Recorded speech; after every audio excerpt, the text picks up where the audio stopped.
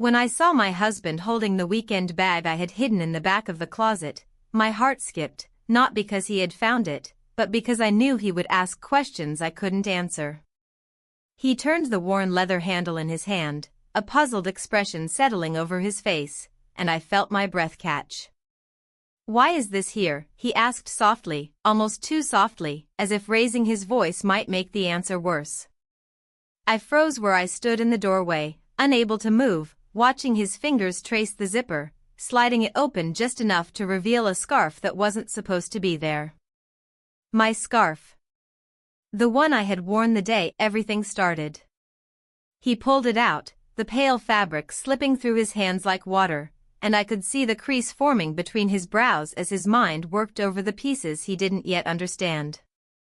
I took a step forward, wanting to snatch it from him, but stopped halfway. It was too late to hide anything now. The silence stretched so long that it felt like a noose tightening around my neck. I could hear the faint hum of the fridge in the kitchen, the ticking of the clock on the wall, and my own heart hammering so hard it drowned out everything else. He looked at me, his eyes sharper now, and I saw him begin to connect dots he shouldn't even know existed. I opened my mouth, but the words caught in my throat, stuck there like splinters. The bag wasn't just a bag, it was a memory, a choice, a secret I had hoped would stay buried forever. I bit the inside of my cheek, an old habit when I was nervous, tasting iron as I did, and my body tensed as though bracing for impact. His thumb brushed the scarf again, and for a moment his face softened, almost as if he recognized the version of me who wore it, a version he hadn't seen in a long time. But then his expression changed, hardened into something more fragile and dangerous. The air felt heavier. My breathing quickened. I wanted to tell him something, anything, but every possible explanation felt like pouring gasoline on a fire. Because the truth was, 3 months ago, I made a mistake. A mistake that unraveled everything I thought I knew about myself, my marriage, my life. A mistake that began in the smallest, most harmless way, a way that didn't even feel like a mistake at the time. And now, as I watched my husband holding that scarf, I knew the day had come when I would have to tell the story. But before I do, before I confess to the moments that reshaped me in ways I'm still struggling to understand, let me take you back to where it all started, to a version of me who thought she was safe from the kind of choices that haunt you forever. I used to think I was the kind of woman who didn't waver, who stayed steady no matter how quietly the years blurred together. I wasn't unhappy, not exactly. My life was a string of steady mornings and soft evenings, coffee poured the same way every day, the hum of the dishwasher in the background, the quiet creak of the front steps when my husband came home from work. It was a rhythm I could count on, like the ticking of a metronome. But somewhere along the way, that rhythm stopped feeling like comfort and started feeling like something else. Something closer to numbness. I remember the moment I noticed it. One evening, we sat across from each other at the dining table. The plates between us were full, but our words were thin, stretched across the distance like fragile threads. He talked about his day, numbers, deadlines, small victories in meetings, and I nodded, smiled in the right places, but inside, I felt as if I were listening through a thick pane of glass. I was there, but not really. Present, but fading. My husband is a good man. That truth has always been my anchor. He has never raised his voice at me, never betrayed me, never been anything but steady. But that steadiness, the very thing I thought I wanted, had turned into something that felt like absence. His attention came in polite doses, a hand on my shoulder when he passed by, a sleep well as he switched off the bedside lamp, gestures that felt more like habits than choices.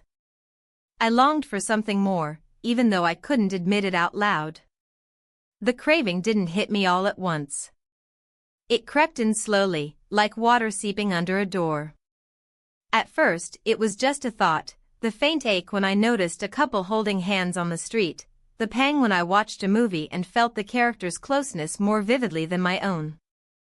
Then it was an emptiness I carried in my chest, quiet but relentless. I didn't go looking for trouble. It found me in the most ordinary of places, a supermarket aisle, the stale chill of air conditioning whispering across my arms as I reached for a carton of milk. I heard my name, turned, and there he was, my friend's husband. He smiled, casual and easy, his hands full of groceries. We exchanged small talk, harmless and polite, but there was something in the way he looked at me. Not inappropriately, not obviously, just differently. Like he saw me. He cracked a joke about how he always bought too many apples, and I laughed, genuinely laughed, and for a second it startled me. That sound hadn't come from me in a while, not like that. He offered to help me carry my bags, and I wanted to say no, but the word stuck, and instead I said, thank you. It was nothing. Just a few minutes of conversation, a friendly gesture. But when I got home and unpacked the groceries, I kept thinking about that laugh, about the way he'd said my name, the warmth in his voice. It was absurd, I told myself that a dozen times. But still, that evening, as I sat at the kitchen table with my husband, my mind replayed that moment in the store like a scene from a movie. I didn't mean for it to matter. I didn't mean for him to matter. But as the night stretched on, I found myself remembering his smile, the way his fingers brushed against mine when he passed me a bag. And for the first time in a long time, I felt a spark. Not a wildfire. Just a spark, small enough to ignore, but strong enough that I couldn't forget it. The next morning, I stared at my reflection longer than usual, brushing my hair with an attention I hadn't given myself in months. It wasn't about him, I told myself. It was about me, about feeling awake again. But deep down, I knew that one fleeting encounter had already cracked something open, and that spark, harmless as it seemed, had started to glow. The days after that chance meeting blurred together, but my mind wouldn't let go of it. I told myself it was nothing, just an ordinary exchange in a supermarket aisle, but the memory clung to me like the faint scent of perfume that lingers long after you've left a room. I tried to busy myself with the usual things, tidying drawers, sorting through bills, baking bread on Sunday mornings the way I always did, but everything felt muted, as if the colors had been drained from my routine. It was during one of those muted afternoons that my phone buzzed with a message from my friend. She and her husband were hosting a small dinner at their house, nothing fancy, just a few friends to catch up. I stared at the screen for a long time, my thumb hovering over the keyboard. There was no reason to hesitate. We'd been to their house countless times over the years. They'd come to ours just as often. But my breath caught in my throat anyway, and I could almost hear my own heartbeat as I typed back, asterisk of course. We'll be there, asterisk. The evening came faster than I expected. I stood in front of the mirror for longer than I should have, changing blouses twice before settling on a simple one, nothing special, but it made me feel presentable. Presentable, the kind of word I would have used without thought before, but now it felt loaded, as if I were dressing for something I didn't want to name. We arrived at their house just after sunset, the windows glowing softly, a hum of conversation already spilling into the yard. Inside, laughter mingled with the aroma of roast chicken and wine, and everything looked as familiar as it always had, the framed photographs in the hallway, the way the dog's tail thumped against the floor when we walked in. And then there he was. He came from the kitchen, sleeves rolled up, carrying a tray of glasses. He smiled when he saw me, the same easy, natural smile he'd worn in the supermarket, and something inside me shifted. Not dramatically, not visibly, just a subtle tilt, like a picture frame hanging slightly askew. The night unfolded in a familiar rhythm, small talk about weather, jobs, the state of the garden, but I couldn't ignore the quiet hum beneath it. I felt his gaze more than I saw it, a warmth on the edge of my awareness. When I looked up and caught his eyes, they darted away quickly, but the moment left an aftertaste, like a word I couldn't quite recall. Dinner was noisy, plates passed back and forth, wine glasses clinking. At one point I found myself laughing at something someone said, and when I turned my head, I caught him watching me. Not intensely, not in a way anyone else would notice, but enough to make my breath falter for half a second. Later, when the table began to empty, some people wandered into the living room, others stood chatting near the door. I offered to help clear dishes. She accepted, relieved, and disappeared to fetch dessert plates, leaving me alone in the kitchen. And then he stepped in behind me, holding an empty platter. The air felt different instantly. The small kitchen, cluttered with plates and glasses, suddenly felt too small, as if the walls had leaned closer. We exchanged a few words, something about the food, about the mess we'd have to clean up, but they didn't matter. What mattered was the way his hand brushed mine as we reached for the same dish. The way neither of us pulled away immediately. "Thanks for helping," I murmured, my voice lower than usual, though I didn't mean it to be. "Of course," he said, and his tone was just as even as it should have been, but I caught the faintest shift in his eyes. We stood there for a second longer than necessary, his hand still close to mine, and then the sound of laughter from the other room jolted me back. I stepped back quickly, focusing on the clatter of dishes instead of the pulse I could feel in my fingertips. When it was time to leave, I told myself the tension would fade as soon as we stepped outside. That it was just a fleeting oddity, something I'd forget by morning. But when we said goodbye at the door, his hand brushed mine again, lightly, almost absent-mindedly, and yet, not quite. We stepped outside into the cool night air, my husband a few steps ahead, already talking about something mundane, and I lingered for just a second too long. He lingered too. There was a pause, a shared stillness that felt like holding my breath underwater. And then, as if we both moved at once, we kissed. The world didn't shatter. The sky didn't fall. It was brief, almost hesitant, but it happened, and in that single instant, something irreversible slid into place. I walked to the car afterward, my steps deliberate, my face calm, my breath steady. But inside, my chest was a storm. The engine started, the headlights cut through the dark road, and I nodded and smiled at my husband's words the way I always did. But all I could feel was the echo of that kiss, and the terrifying realization that I didn't want to forget it. The morning after that dinner felt strangely quiet, though nothing in my house was actually different. The same creak of the floorboards greeted me when I walked into the kitchen. The same hum of the coffee machine filled the air. My husband sat at the table, flipping through the newspaper, the sound of turning pages as familiar as breathing. Yet I felt suspended in a kind of haze, as if I'd woken up in someone else's life, or maybe someone else's body. I stirred sugar into my coffee and watched the swirl disappear into the dark liquid, my mind looping over the night before. It wasn't just the kiss.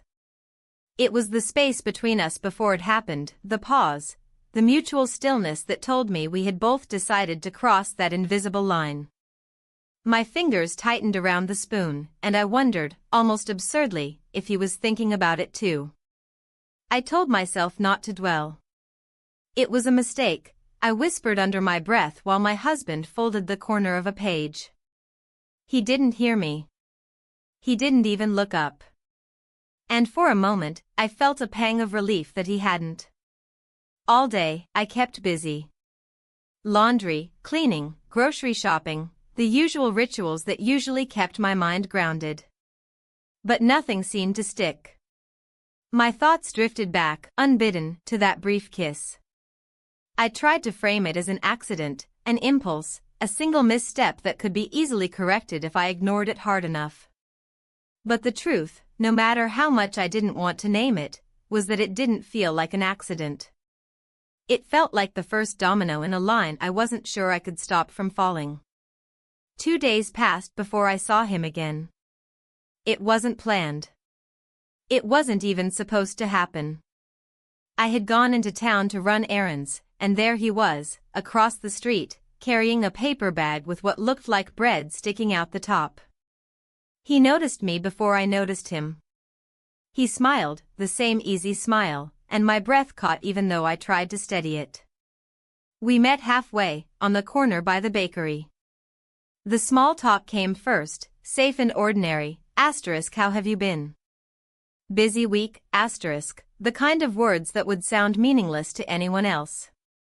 But underneath, there was that same hum, that same unspoken awareness that made each sentence feel heavier than it should. At one point, I glanced over my shoulder, checking the street, the windows of the cafe nearby. I wasn't even sure what I was looking for. Someone watching us? Someone who might notice how my voice softened when I said his name? We stood there longer than made sense. The conversation should have ended, it should have fizzled out naturally, but neither of us seemed willing to take that step back. The pause between us stretched, familiar and dangerous. When we parted, I walked away with my bag of groceries and a heart that felt unsteady in my chest.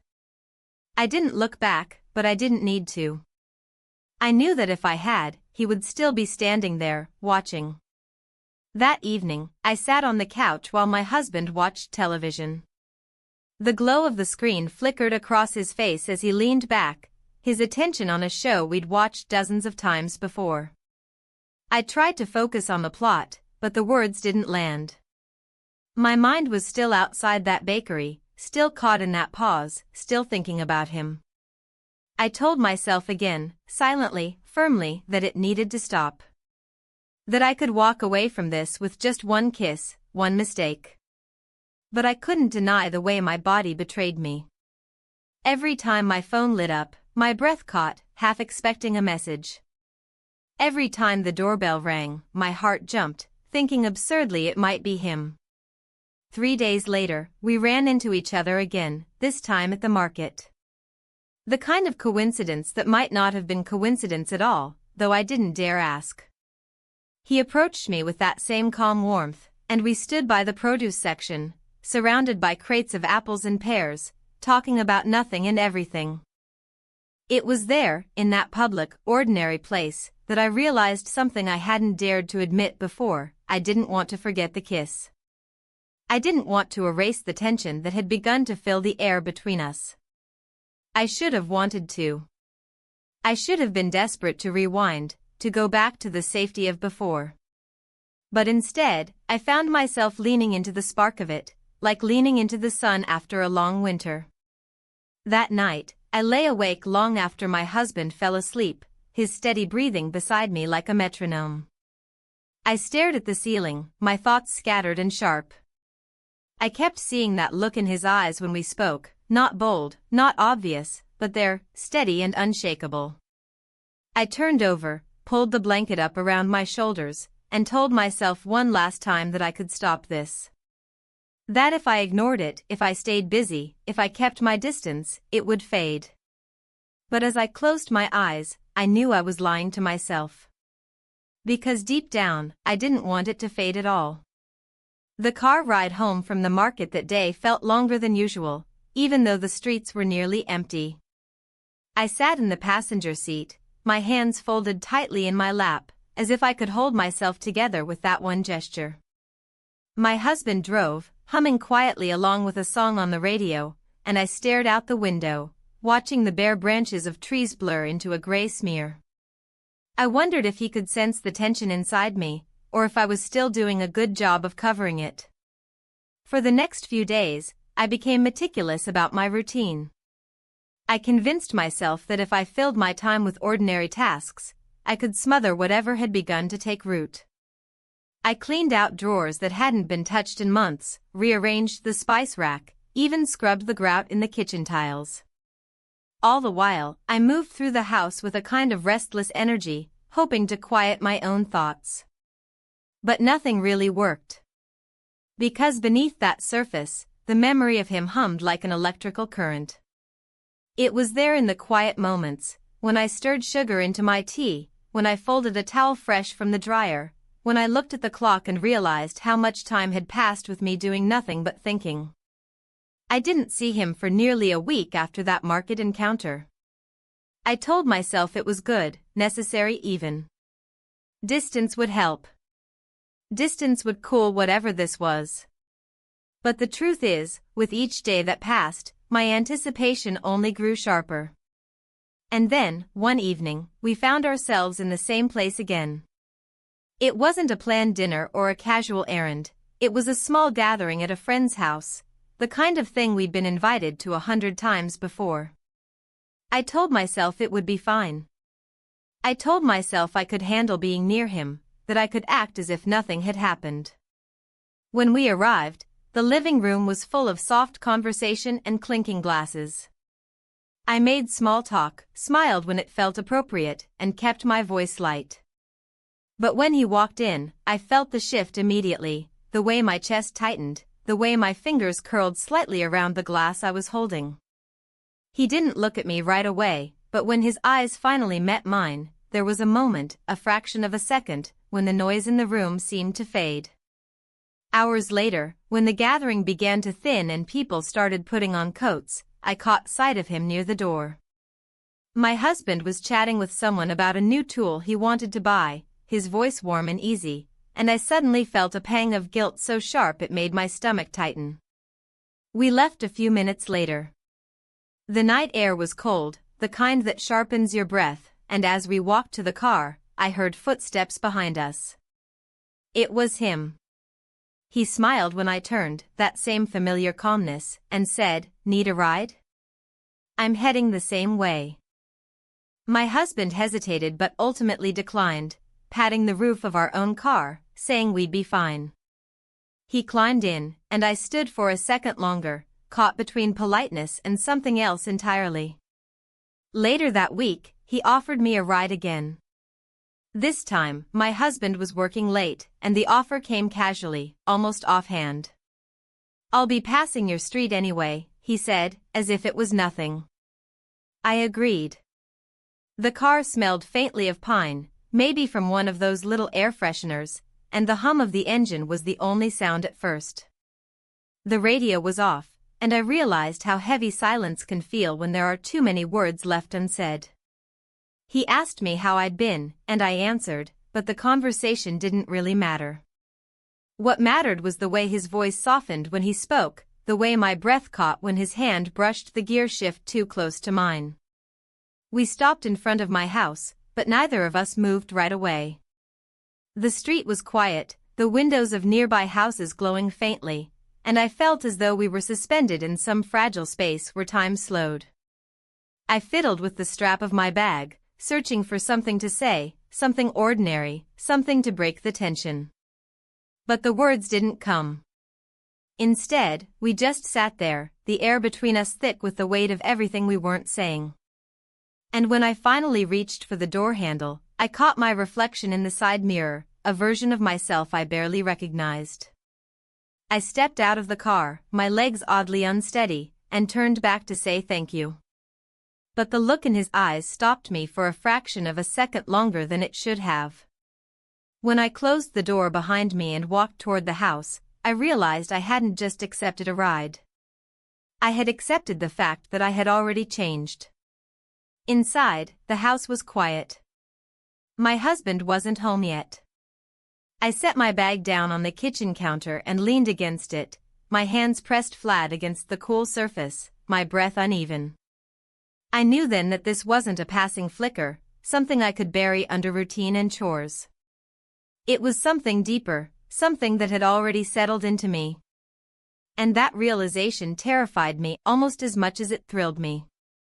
The days after that ride felt heavier, as if every moment carried an unspoken weight. I went about my life as usual, waking up, making breakfast, answering texts from my husband about what we needed from the store, but beneath that normalcy, something restless stirred. I found myself glancing at my phone too often, scanning for a name that never appeared on the screen, and feeling both relief and disappointment every time it stayed blank. One afternoon, my friend invited me for a walk in the park, something casual and harmless we had done countless times before. It was one of those early spring days when the air still held a bite, but the sun promised something warmer. I pulled on a light coat, telling myself the walk would clear my head, that it would give me the space to think. The park was quiet that day. The paths were damp from a light rain the night before, and the trees stood bare, their branches like skeletal arms reaching for a sky that couldn't decide if it wanted to stay gray or brighten. My friend chatted easily beside me about her week, errands, work, a book she had started reading. I nodded along, smiling, offering little pieces of conversation, all while feeling that strange hum under my skin. And then I saw him. He was coming toward us from the other end of the path, his hands shoved into the pockets of his jacket, his head slightly bent as if lost in thought. My breath caught in my throat before I even had time to steady it. My friend noticed him, of course, she always did, and waved him over with a cheerful, thoughtless gesture. The three of us stood there for a moment, exchanging greetings. It was all very polite, very normal. But every time his eyes met mine, I felt the same shift inside me, the same tilt of the world I had felt the night of that dinner, in the car, in every moment since that kiss. We walked together for a while, the conversation light, mostly between him and my friend. I listened, adding a word here or there, but I wasn't really paying attention. What I was paying attention to was the space between us, the inches of air that felt like they carried a charge. Eventually, my friend's phone rang.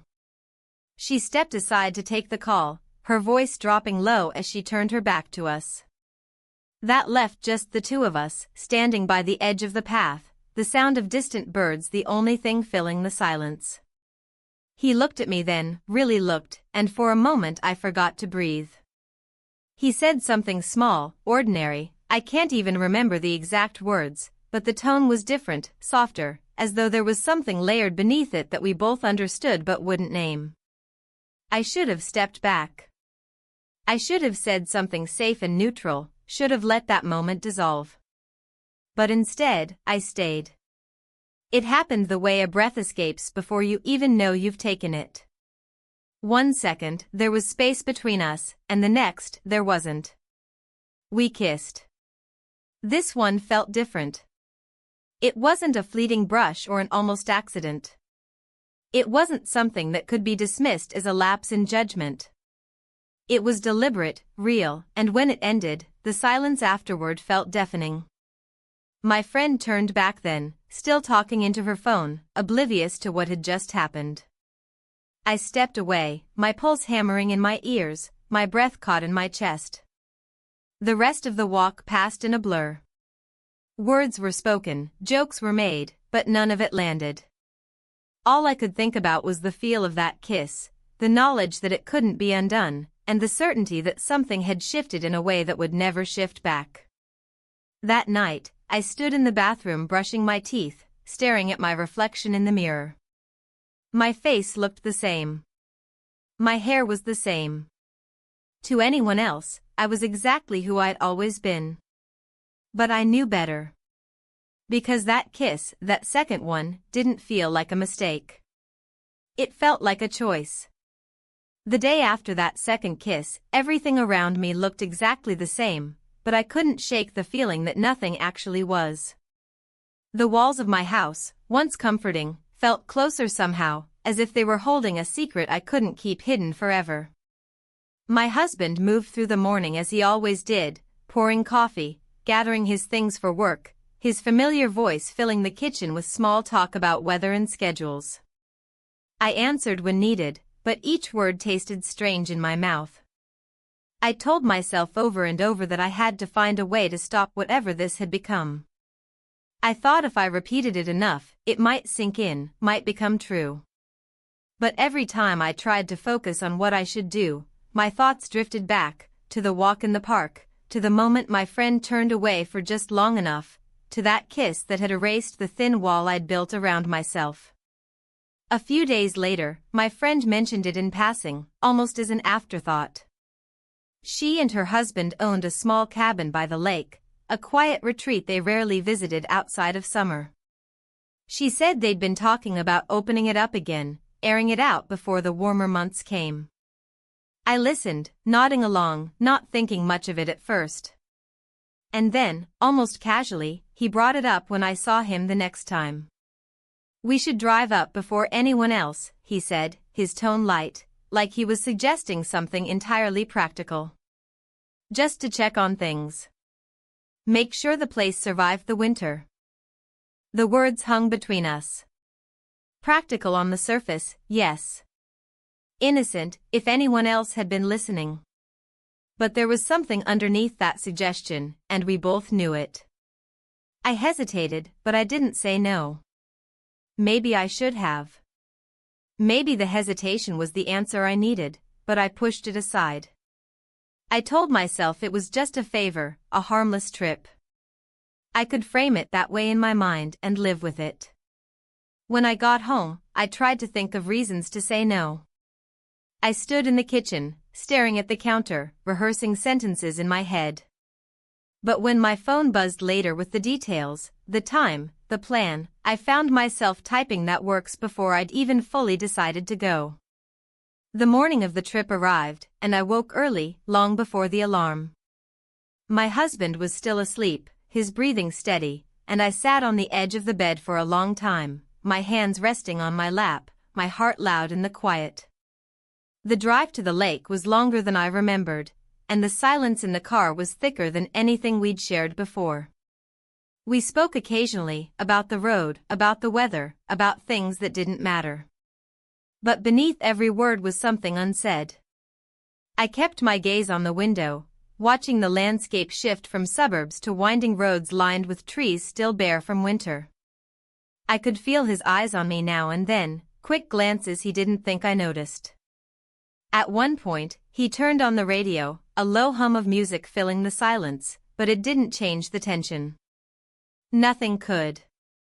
When we finally reached the cabin, the place looked as if it had been asleep for months. The paint on the shutters was chipped, the porch covered in a thin layer of leaves and dust. The lake beyond the trees was still, the kind of stillness that made you lower your voice without thinking. We stepped inside, the door creaking in protest, and the air smelled faintly of wood and thyme. We moved around the space, opening curtains, cracking windows, the ordinary tasks of airing out an unused place. But with every step, every glance, the weight between us grew. I told myself to keep busy, to focus on the practical things. I wiped the counters. I shook out the curtains. I dusted a shelf. But every time I turned around, there he was, close, too close, and each time our eyes met, it felt like standing at the edge of something I couldn't name. We paused by the window at one point, the view of the lake stretching out in front of us. He said something about how the water would be warmer in a month or two, how people would be out here fishing, boating. I nodded, but I barely heard him. Because all I could feel was the silence that followed, the one that seemed to fill the entire room. I don't know who stepped closer first. Maybe it was me. Maybe it was him. Maybe it was both of us, pulled by something neither of us wanted to admit. I told myself I could still turn back. I told myself I could take a step away, say something light, laugh it off, make this trip just what we'd said it would be, a simple favor. But I didn't move. And in that stillness, I felt the certainty settle over me, whatever line we had been balancing on for weeks was about to vanish altogether. The cabin felt different once the windows were open and the stale air began to drift out, but the tension inside me didn't lighten. If anything, it deepened, the silence growing thicker with every passing moment. We moved around the small space quietly, carrying out simple tasks that suddenly felt heavy with implication, folding blankets, shaking dust off cushions, brushing leaves off the porch. Every movement, every accidental glance, seemed to hum with something unspoken. At one point, he stood by the fireplace, staring down at the logs stacked neatly in the hearth. "Do you want a fire?" he asked, his voice low, almost neutral. I nodded without thinking, grateful for something to do, something to focus on that wasn't the weight pressing down on us. He crouched to light the kindling, and I found myself standing there uselessly, my hands clasped together, as if holding them still might keep me from doing something I couldn't take back. The flames caught slowly, a flicker of light that spread into a small, steady fire.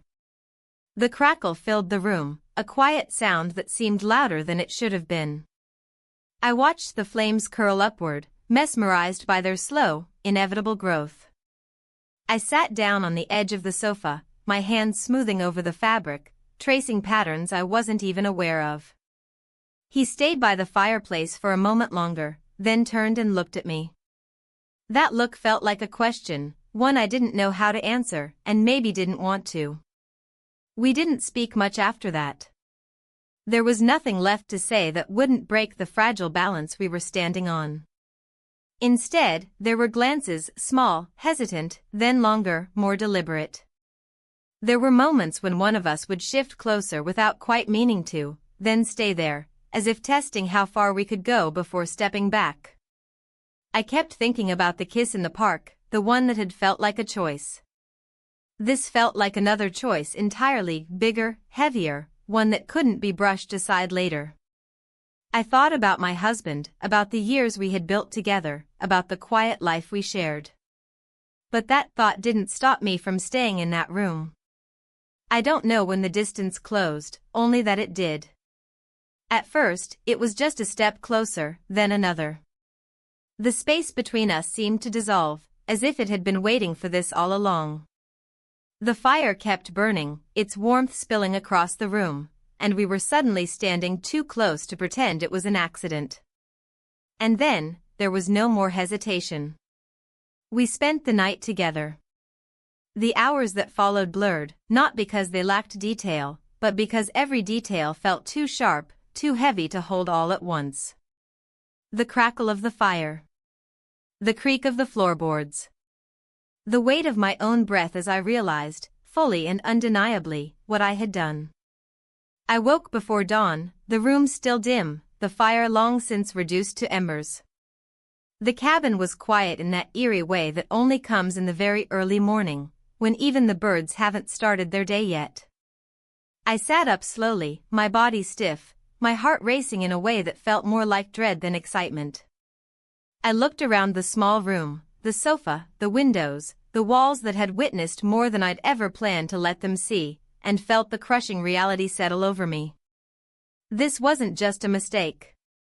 This wasn't just a moment that could be forgotten. It was a fracture, a deep and permanent break in the life I had built. When the sun finally began to rise, soft light seeping in through the curtains, I realized how different everything would look once we left that cabin. And how impossible it would ever be to return to the way things were before. The drive home from the cabin felt like moving through fog, even though the sky was clear and the sun was out.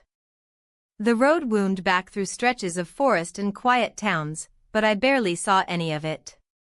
My hands were folded tightly in my lap, my eyes fixed on the trees blurring past, as though if I stared long enough, I could block out the weight of what had happened. Neither of us spoke much. There were a few practical words, comments about the road, the time, the weather, but they were thin and fragile, and each one seemed to fall into the silence rather than break it. The hum of the engine felt louder than it should have, filling the car with a constant reminder that this wasn't a dream, that we were truly leaving that cabin, carrying what we'd done back into the lives we'd pretended to pause. When we pulled up in front of my house, I sat still for a moment, my hand resting on the door handle, my breath caught in my chest. He didn't look at me right away, just stared at the steering wheel like it might hold answers neither of us could say out loud. When he finally glanced up, his eyes were steady, but there was something in them, something like guilt, something like resignation, that made me turn away quickly. I stepped out of the car, the gravel crunching beneath my shoes, and closed the door behind me. He didn't drive off immediately. The engine stayed running for a few seconds longer, as if he were waiting for something, or maybe hesitating the same way I was. Then the sound of the car faded down the street, leaving me standing in front of my house with my bag in my hand and a storm in my chest. Inside, the house was painfully familiar.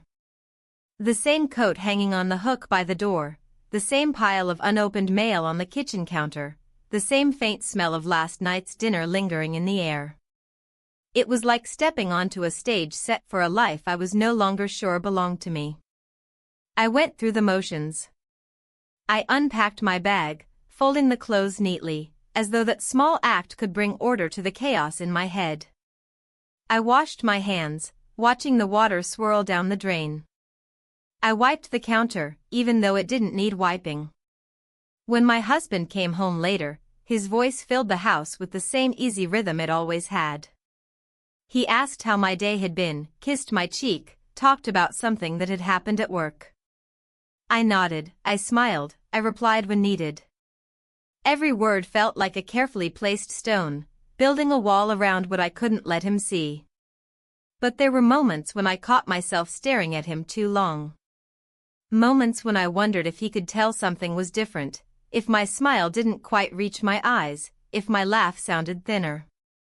I couldn't decide what terrified me more, the idea that he might notice, or the idea that he might not.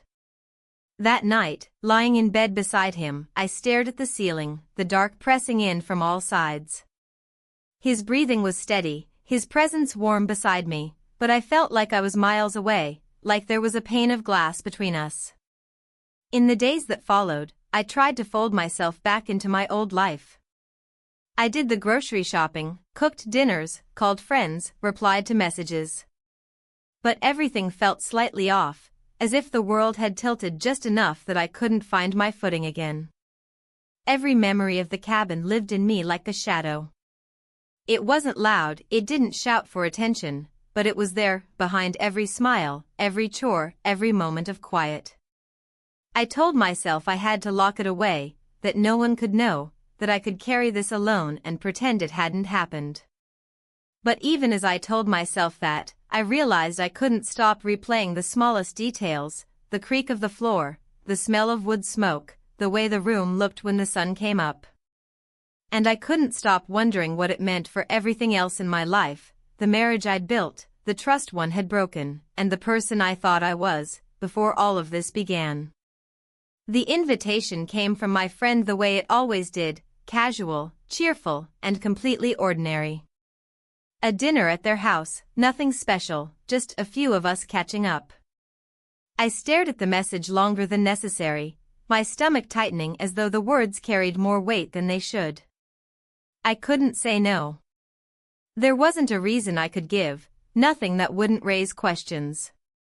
My husband was the one who replied for both of us, typing a simple "sounds great" before I even had the chance to find an excuse. The days leading up to that dinner passed like they always did on the surface. I went through routines, folded laundry, ran errands, cooked meals, but under that layer of normalcy, there was a quiet, restless dread. I kept thinking about the cabin, about the way the morning light had looked when I realized how much my life had shifted, and how impossible it would be to pretend none of it had happened.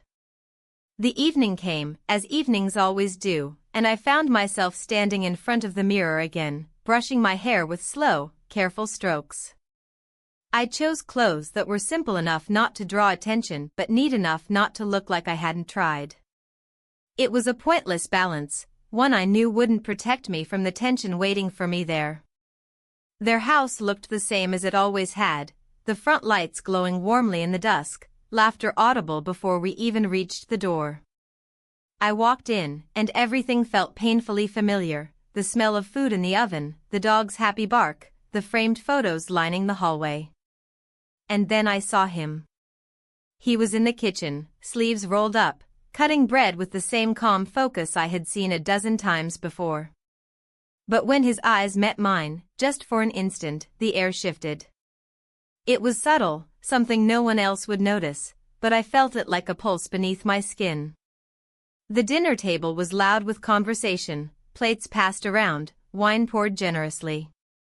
I smiled, I laughed, I answered questions about how we'd been, the kind of polite chatter that fills evenings like this. But beneath every word was the knowledge of what he and I shared, the cabin, the silence afterward, the weight we'd both brought back with us. He hardly looked at me, at least not directly. He kept his focus on the food, on whoever was speaking, on everything but me. And yet, I felt his presence more sharply than anyone else in the room. Every time I reached for a glass, every time I shifted in my chair, I was aware of him, the way you're aware of the sun even when you're standing in the shade. At one point, I caught myself staring at my hands resting on the table, wondering if they looked different somehow, if anyone could tell they had done things they shouldn't have. My husband was sitting beside me, his voice warm and steady as he told a story about work, and I nodded at the right moments, my lips curving into a smile that felt almost practiced. The evening stretched on, but I barely registered the details, what dish was served next, who refilled the glasses, which joke made the table laugh the loudest. My thoughts were caught between two worlds, the one where I sat there, a guest, a wife, part of a familiar scene, and the one only he and I knew, a world built on glances, on silences, on choices that couldn't be undone. Toward the end of the evening, I stood to help clear the dishes. It was the natural thing to do, something I had done dozens of times before, but my heart beat harder as I carried plates to the kitchen.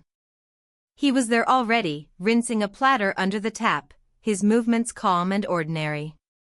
For a moment, it was just the two of us in that room, the muffled sound of laughter from the dining table spilling in from the hall.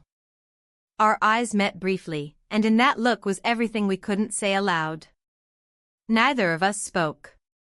Neither of us moved closer. We didn't need to. The weight of what had happened between us filled that space, unspoken but undeniable. When I walked back into the dining room, my hands empty, my breath was steadier than I expected, but it felt like I had been holding it for hours. As we left that night, saying the same polite goodbyes we always did, my husband's arm brushed against mine, grounding me for a moment in the familiar. But as we stepped out into the cool night air, I knew that nothing about what I carried inside me felt familiar anymore. I stood at the window late that night, the city's quiet drifting in through a crack where the glass didn't quite seal.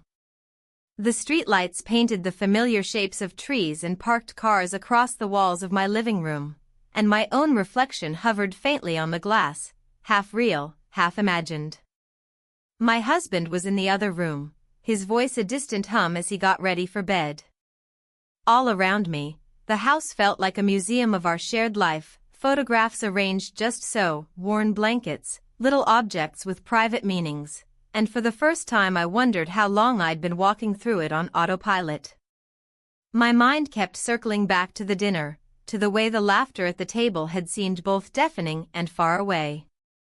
I remembered the clatter of cutlery, the clink of glasses, the small jostlings for space around the table. All of it seemed normal, painfully, beautifully normal, and yet I'd felt like an intruder in my own life. I thought about him, about how we'd barely exchanged a dozen words but still carried on a conversation with every look and every silence.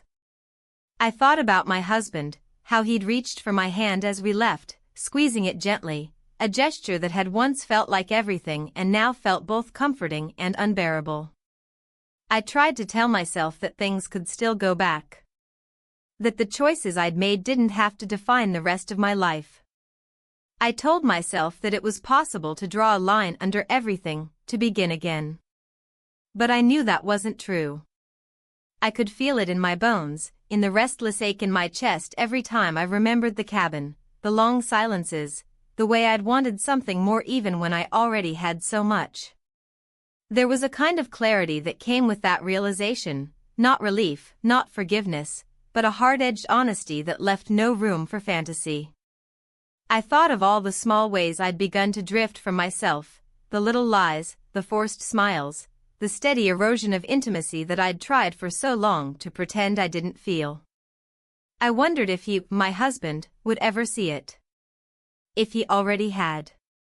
I sat on the edge of the bed, my hands folded in my lap, and tried to picture my life from the outside. What would someone see? A middle-aged woman, living in a tidy house, married to a kind man, with a story written in routines and traditions. No one would see the mess inside me, the contradictions, the need for something that even now I couldn't fully name. For a moment I wanted to wake my husband and tell him everything, to lay it all out in the open, as if confession could somehow restore what I'd broken. But I knew I couldn't. The truth was a weight I'd have to carry alone. Maybe that was part of the cost of the choices I'd made. I watched him sleep for a long time, his breathing slow and even, his face softened by dreams. There was a tenderness in him, a faith in our life together, that made my heart ache in a way nothing else could. I wanted to be worthy of that faith, even as I knew I'd already failed him. As dawn began to seep through the curtains, I felt the inevitable settle in, not like a punishment, but like a fact. My life would go on, marked by everything I had done and everything I hadn't. I would wake up, cook breakfast, answer calls, keep moving through my days. But nothing would be quite the same, not ever again. If you asked me now whether I regret it, I wouldn't know how to answer. There are moments, sharp as glass, when I wish desperately to undo it all. And there are moments, softer and quieter, when I wonder if this was always going to happen, not because I wanted to hurt anyone, but because something inside me was restless and longing, needing to break the surface and breathe. This is my truth. No excuses, no justifications. Just the story of how a single choice changed everything, and how I now live in the space between what I have and what I lost.